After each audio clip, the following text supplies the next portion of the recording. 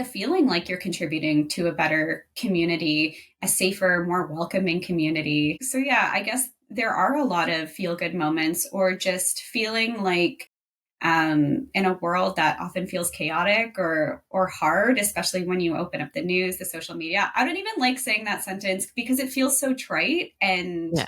and like you hear it so often. It is nice to just kind of show up 4 hours a week, a month, and feel like you played a small role in making the world like a nicer, more friendly place.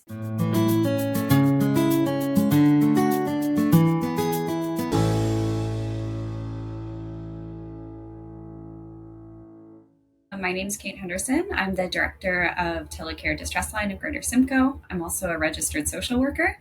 And Telecare, for those of you who haven't heard of it before, we are a community service organization. We run a 24/7 distress line. And it's when I say community service, I really mean we're run by the community. Everyone who picks up our phone calls, our volunteers, so just community members like me or you, not trained therapists or crisis workers. Well, maybe not like me, but you know what I'm saying. Yeah. Just people in the community who have a desire to help and to listen in a moment of need. So that's kind of the short elevator pitch of our organization, who we are and what we do. Cool. So you mentioned it's a telecare. So is it, I know with technology, there's video calls and things, but is it just like a phone line that you just call in and just chat to somebody? Is that how it works? Yeah, so it's just a phone line. Sometimes we get confused with telehealth, but we're not affiliated with them. So Telecare Canada is part of a larger national network. And then with the idea that if you can reach a phone, you can reach a friend. So around the clock, you could just pick up a phone and call our number and chat with someone. That's cool. Round the clock, is it actually like a 24-hour service kind of thing, or is there specific times during the day someone could call in? Or It is around the clock.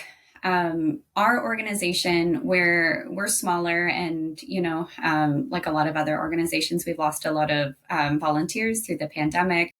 But we do have a partnership with another telecare located in the Kawartha region. So the idea is that if they have unstaffed shifts, or we have unstaffed shifts, it really is around the clock. So you might not be, if someone calls in, say at 2 a.m. in Aurelia, you might not be chatting with someone also in Aurelia. You might be talking to somebody in Peterborough or Lindsay. But ideally it's the same concept. It's just there's someone to talk to, and it doesn't have to be about anything in particular. It's just sometimes, we all just need to talk to someone, whether for loneliness reasons or if you're going through something. that's cool. So it doesn't have to be, I guess, anything super specific. You mentioned loneliness, if you just wanted to talk to somebody, because I don't know, maybe you're somebody that doesn't have a lot of people you can reach out to. And I guess it doesn't have to necessarily be in distress. Is that what I'm kind of picking up what you're saying? Yeah, that's exactly right. So there are crisis lines, like in Simcoe County, there's the mental health crisis line. A lot of people are familiar with 988. It's more crisis, mental health crisis, suicide specific would be those resources. But we don't have an intake. So you just pick up the phone and you should hear someone, ring right through to hello, Telecare. You don't have to share your name if you don't want to. And yeah, there's not really a criteria for calling. I made a list. I was just going through some calls that we responded to in September and October, and like I have a top five kind of Yeah. of why people call. And this is very specific to the time of year. Around the year, kind of, we're noticing that different people call at different times and about different issues. But for September, October, the top five reasons that people called were, number one was relational or interpersonal challenges or discussions. And then number two, there was no presenting problem or issue. So it was just people looking for company. And then below that were isolation and loneliness factors. Number four was mental health concerns, and then the final of the top five were related to health concerns. So That's really cool. I think it's really neat to have that kind of support within the community, even if it is kind of Kawartha area, it's still Ontario, and just to have people you can talk to and just get things off your heart, I guess, out of your mind, and just connect yeah. with somebody. So, like I said, there's other, kind of helplines. I mentioned, Simcoe County specific, but for the Telecare organization, we started, it's actually part of an international network.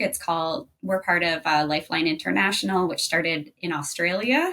So Lifeline Australia, which started in the 1960s. Because a pastor in Australia was receiving such an influx of crisis calls to his office phone during office hours. And so that kind of turned into an approach with getting community members trained and kind of on a schedule around the clock to receive calls. In that situation, it grew out of a response to crisis and suicide awareness and prevention. But we're seeing, decades later, that we have support specifically in Canada. We have supports, we have resources, we have numbers for kind of these high risk situations, but there's not a lot of resources, especially coming out of a pandemic, where if people are so locked in, isolated, social habits have changed, friendships and families have changed. Everyone is kind of more on screens or more isolated. It's affected social relationships a lot. And so previously we started out of kind of a crisis need, but now the need is changing to more community connection, isolation support. And even with that, I think we still are pretty much in the world of distress, crisis, Mhm. suicide awareness. We're just not over here in like the intervention high risk stage. We're kind of over here hoping to, if we can capture people before they get to that stage, that we can keep more people safe. And also help to make our community feel more connected in a really disconnected kind of culture. Yeah, 100%.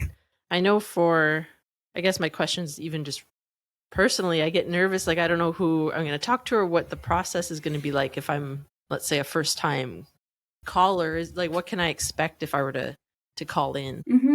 So I mentioned that we do have a partnership with another organization. So, you or another call center. So, we don't really announce, who or where is picking up the call. Um, but it's really just a simple, like if it was me responding to the call, I would just pick it up and say, hello, Telecare, or you've reached Telecare. I might say my name just to make someone feel more comfortable. But yeah, generally it's just what's on your mind today? Why did you call? How can I help you? Um, because we have so many different volunteers from different walks of life, the approaches are different. But the idea is it's just a personal connection. So you're just picking up the phone and talking to a person. I mean, I can share a little bit. Generally, our volunteers, like I said, huge range in terms of personalities, approaches, backgrounds. We get a lot of students, in the social service kind of realm looking for placement experience. But then on the other end of the spectrum, we get a lot of retirees that volunteer. So yeah, and then just different faith affiliations, backgrounds, careers, approaches, genders, ages. It is really just, if you're looking for someone to talk to, you're just looking for human connection. That's super It's not cool. very it's not very helpful for me to say, oh yes, so if you're feeling this way, then you can call and speak to this person. Um, yeah, it's just a very human experience. No, I love that. And I think it's nice to hear that because it does fill that void. And I think there are quite a few people where sometimes you feel that you want to talk to somebody, but maybe you don't want to burden friends or family or the people that you have around you, but you're feeling alone in whatever you're struggling with. And, if you just need to talk to somebody, or you're just, like you said, you're lonely. Maybe you live alone in a more rural area, as we have quite a bit of that Mm-hmm. up here. And it's winter, the weather's going to get iffy. and you just can't Mhm. necessarily get out all the time, and you need to talk to somebody. And I think, like you said, it's that human connection that we all 100% need, that we've totally Mhm. lost. So I think it's really cool, and I don't think I realized that it was here. I didn't know it was in the area. So Yeah, yeah. So, yeah, this is kind of why I reached out so we could meet today and talk about it to raise awareness. I don't know if it's because of the pandemic or, um, yeah, just maybe we could be working on our advertising a little bit better because it is a really great resource, but it's trying to get that resource into people's homes, into your phone, into your wallet, just different places that you can kind of see the number. We have wallet cards and brochures that we can provide for organizations or community members. It makes for a really great. I really like the wallet cards because it's really great to hand off to somebody, so I can stack my wallet cards or my wallet filled with the cards with our phone number. And as someone who's an introvert myself, sometimes I'm out in the community and people are chatty and I just need to I'm running errands or I'm just, just kind of, I'm trying to think about how to word this. It's a great way to say to someone respectfully, it sounds like you have a lot to say. I don't really have the time or the capacity, or I'm in the middle of something, or, I haven't had my coffee yet, but it sounds like you really need someone to talk to. Here's a great resource. There's someone waiting by the phone 24/7 who's just available to chat. yeah, that's super cool. I think that's a really neat concept that we have Mm-hmm. here. Um, from the I'm switching to the kind of the volunteer lens. Um, Mm-hmm. how would someone jump in if they wanted to volunteer, if they wanted to be that person? So we do have a volunteer application on our website. Right now, I'm kind of restructuring our volunteer the way that we do volunteer intake for a number of reasons. So everything was virtual over the last few years, and so our volunteer course was you do an online form, you do the online training and then you start volunteering, but nowhere in that process were you really connecting with other people. So Mm, I'm trying to, in previous years, pre-pandemic, we had classes, and that's how other telecares and other help lines do their training is getting people in classes. So we're working on getting back to that model where we can get a group of people together, running through scenarios together, trying to build into that community kind of feel. So I just kind of say that as an asterisk because anyone can fill out an application, but I'm getting a lot of interest of people being like, I want to volunteer now. I want to make a difference now, which is amazing. We're just working on the logistics from moving to virtual training back to in-person training. Or even class-based training because I'd also really like to get some volunteer like training groups virtually through Zoom or something like that for people who are, earlier you mentioned in rural areas, so not everyone can get to a central location. So we're working out the kinks of that. So very very long answers I'm finding to your question. Sorry, this is what no, happens perfect. when you run like a listening or phone based service that's all about conversation. Yeah, very chatty and rambly. So I apologize for that. No, I love it. Very long way of saying we very much welcome volunteer applicants. It's just going to take uh, we're just planning the dates for our next volunteer intake. So anyone can apply. We're just working on when we can start training and kind of moving into getting people on the phones. So that is TBD. Yeah, Um, that's super yes, cool. the What's long the and short of that. yeah? What's the commitment like? Is there an expected number of hours you have to fill every week, or is it fairly flexible? Or So each volunteer shift is 4 hours. So some people volunteer every week, every other week. Generally, those are kind of the two modes of commitment. You either volunteer once a week or every other week. But I'm at this point, there's a lot of room for relief shifts. So, if you can only volunteer once a month, or if you can't, depending on your work life schedule, if you can't volunteer the same time every week, there's a lot of flexibility for that as well. Once a month, I think, would be pretty reasonable, or just being on call. There's a lot of opportunities to volunteer, and not just on the phone. We do like fundraising and community events and things like that as well. So that's another thing that I'm hearing a lot as I'm out in the community is I'm hearing a lot of excitement about the organization and what we do, but not everyone feels comfortable, especially knowing that every time you pick up the phone, you never know what you're going to get. So that invigorates some people, but it can be a little nerve wracking for others.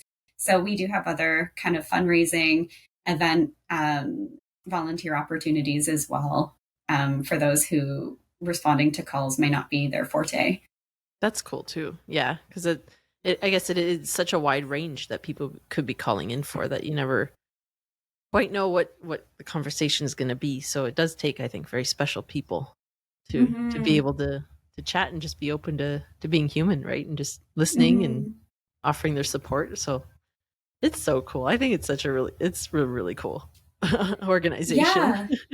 I'm glad to hear that. Yeah, it's been really interesting. Like for myself, I think I mentioned earlier, I'm a social worker. So mental health, community mental health, that's just my jam as, professionally. But personally, I know for myself, I've had opportunities where it has been the middle of the night for me, or I've been going through a challenging time, or I've had my own mental health challenges. And for the most part, I've been lucky at different seasons of my life to have a friend I could call, to have a loved one, someone I could shoot a text message to, or just call if I'm struggling. But I've definitely had times in my life where, it's the middle of the night and everyone's asleep and I don't want to bother anybody.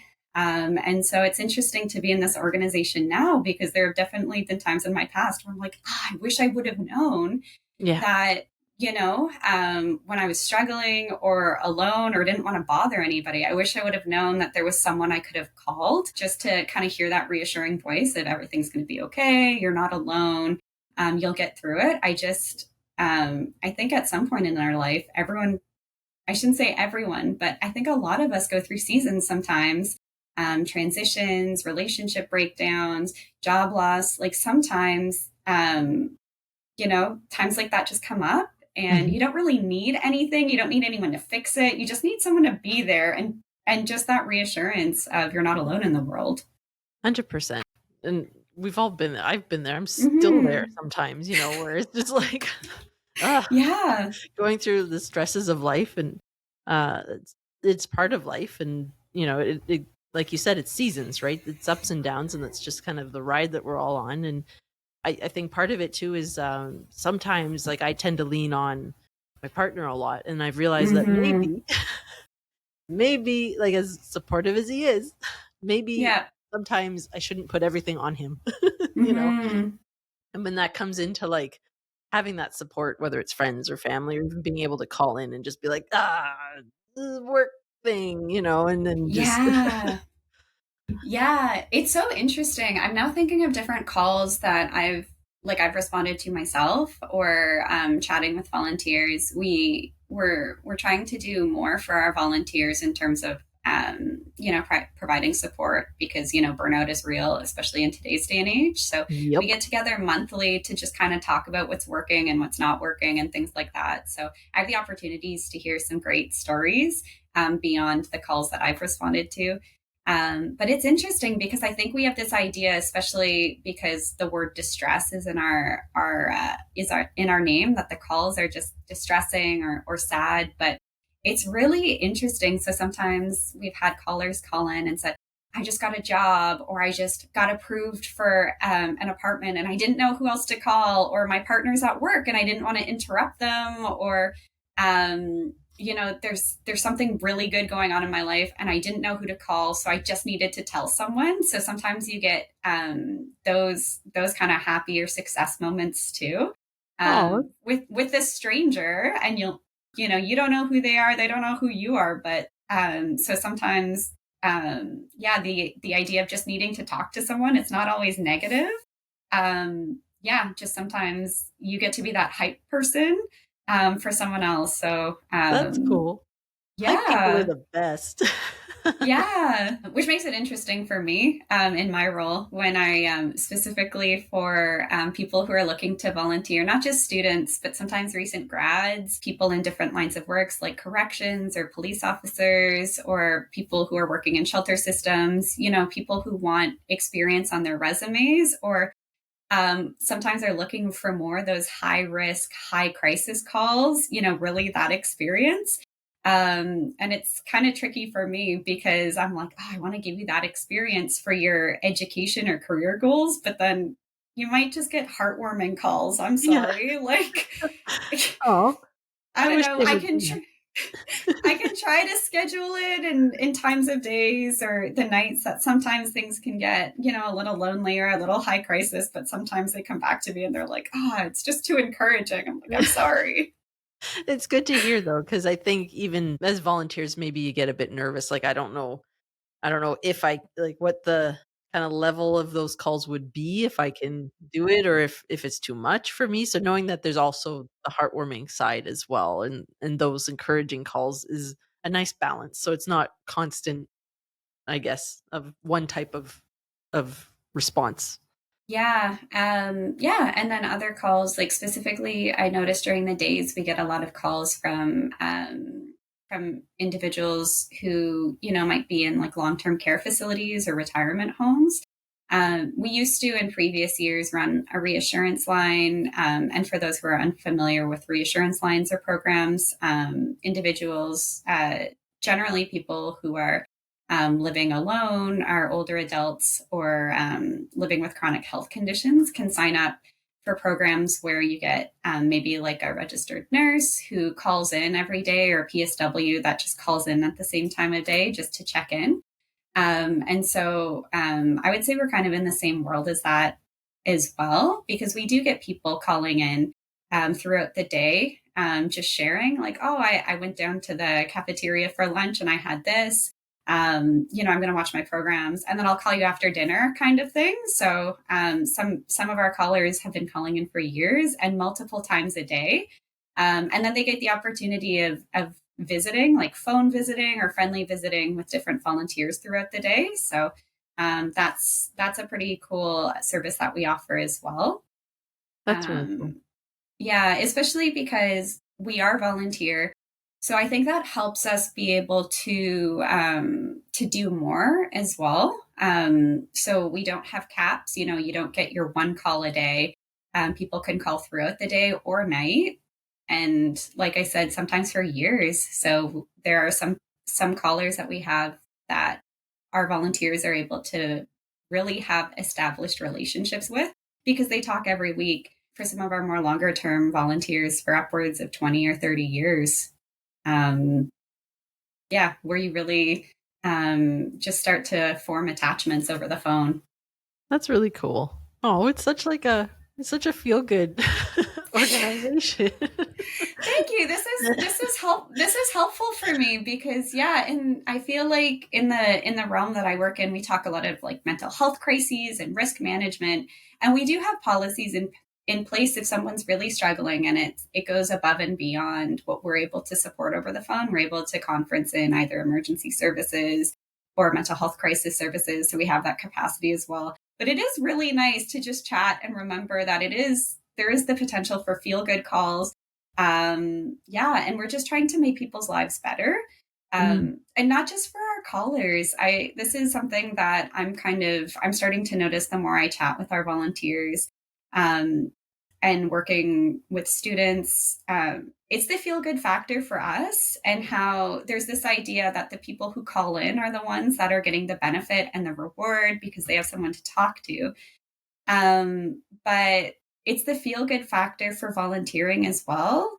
Um, and like the feeling like you're contributing to a better community, a safer, more welcoming community. So, yeah, I guess there are a lot of feel good moments, or just feeling like in a world that often feels chaotic or hard, especially when you open up the news, the social media. I don't even like saying that sentence because it feels so trite yeah. and like you hear it so often. It is nice to just kind of show up 4 hours a week, a month, and feel like you played a small role in making the world like a nicer, more friendly place.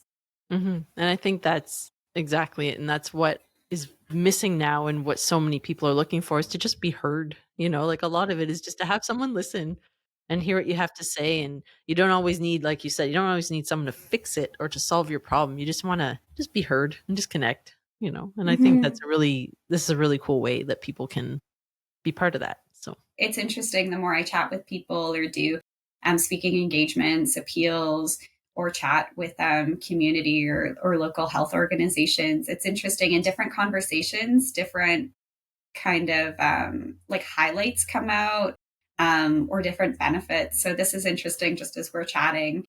yeah. It's definitely taking on a different feel, um, which is part of what makes this work so interesting for me. Is every conversation is different.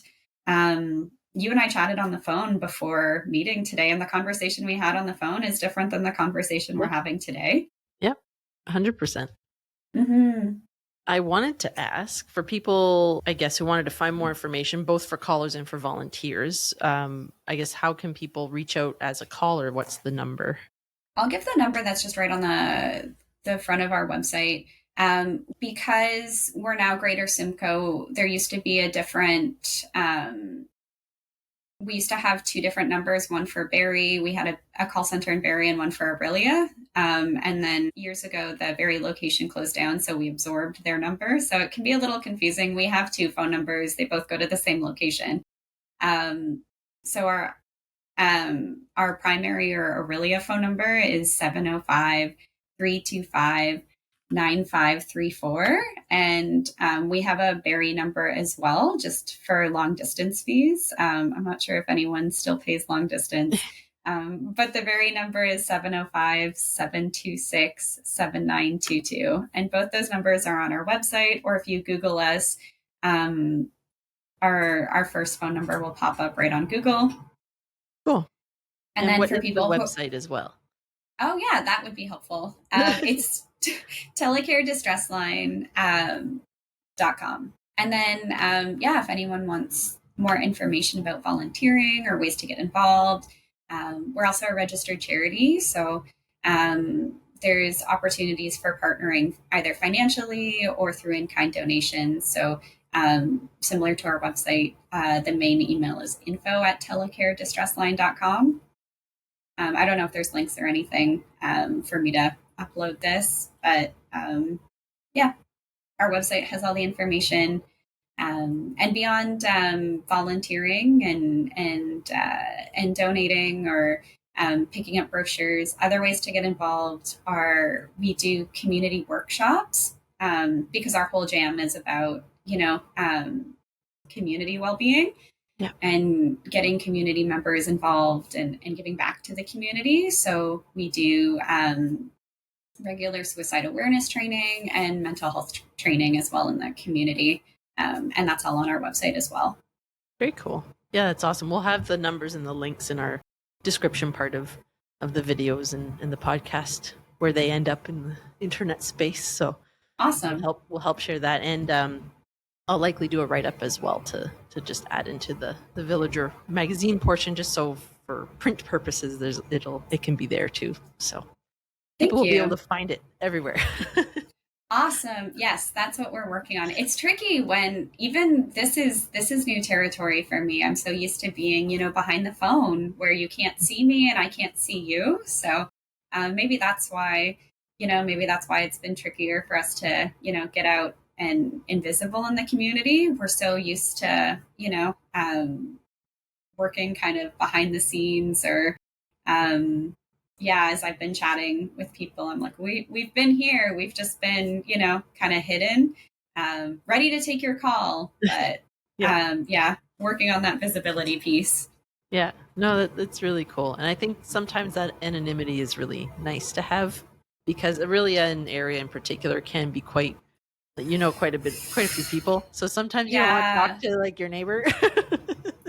that's So a good point. sometimes that's a Yeah. good thing. Yeah, that's a really interesting point. I think it kind of goes without saying, most services, when you call in or when you're engaging in the mental health kind of world, everything's confidential, but we really push the anonymous piece. And I think that's important as well. Another thing that I haven't mentioned yet is that some people just aren't ready to talk to a professional, or just that doesn't work for them for a myriad of reasons. So we do get callers, where sometimes it might be, you know, what's the word, like recommended, to connect with like a therapist or legal support or things like that. But sometimes there's concerns. Sometimes people are, for whatever reason, just aren't comfortable talking, having people know their name, a case file about them, personal information. We don't collect any personal information. So sometimes there's more safety in that, or or someone just isn't ready to make that step yet. So this is a great kind of in between or waiting. In today's world, there's a lot of wait lists, so things Yeah. like that as well. But so I just wanted to make that note. It's challenging to say we're 100% anonymous, just because, if it were an emergency situation, we would have to kind of make that next step of connecting someone. Hmm. Um, some people even aren't comfortable sharing their name. So it might be helpful to note that you can use a nickname if you call in. We're not fact checking you. We don't know who you are, where you're calling from. You don't have to share your name. You can use a nickname. We don't know. We're just here to listen. Yeah, that kind of information, that anonymous nature of our service, is really important for some people, just to feel safe. Yeah, I can see that for sure. Sometimes you don't want to share certain thoughts you might be having or concerns Mm-hmm. with the people that know you really well. So, Yes. and it's maybe not anything serious, but it's just like sometimes, even just for me personally, it's like, is what I'm thinking completely insane? Like, am I just nuts? Like, Yeah. is my reaction to whatever the situation is, am I completely overblowing this, or is there, Yeah. just having someone to be like, you know, just support you through that, or just to talk to you about it. I don't know. Honestly, that is such a normal feeling. That comes up so often, where someone's like, just kind of dancing around it. And they're like, I don't know, like if I say this, if I say this is what I'm thinking or feeling, like are sirens going to go off? Are people going to come and take me away? Yeah, So, yeah. So anyways, we don't, that doesn't happen. Um, that's good. like I said, there are some, some situations where we Yeah, would three-way call, like if it's an actual emergency. But yeah, part of what we do is that safe space to be like, you're not alone. A lot of people feel that way. I feel that way sometimes.